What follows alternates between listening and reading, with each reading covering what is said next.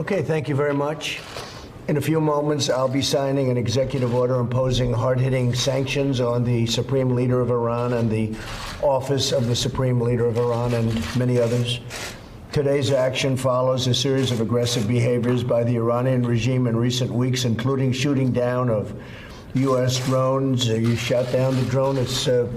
I guess everyone saw that one, and many other things. They've done many other things aside from the individual drone. You saw the tankers, and we know of other things that were done also which were not good and not appropriate. The Supreme Leader of Iran is one who ultimately is responsible for the hostile conduct of the regime. He's respected within his country. His office oversees the regime's most brutal instruments, including the Islamic Revolutionary Guard Corps. Sanctions imposed through the executive order that I'm about to sign will deny the Supreme Leader and the Supreme Leader's office and those closely affiliated with him and the office access to key financial resources and support. The assets of Ayatollah Khomeini and his office will not be spared from the sanctions.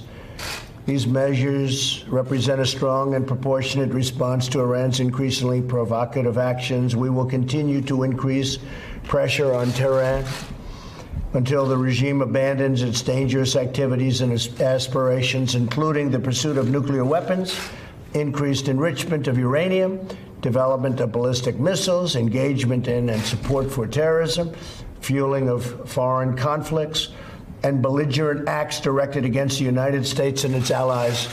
The agreement that was signed was a disaster. It was not doing what it was supposed to do.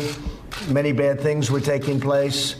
And most importantly, it was so short-term that within a very short number of years, they would be able to make nuclear weapons, and that's unacceptable. Never can Iran have a nuclear weapon.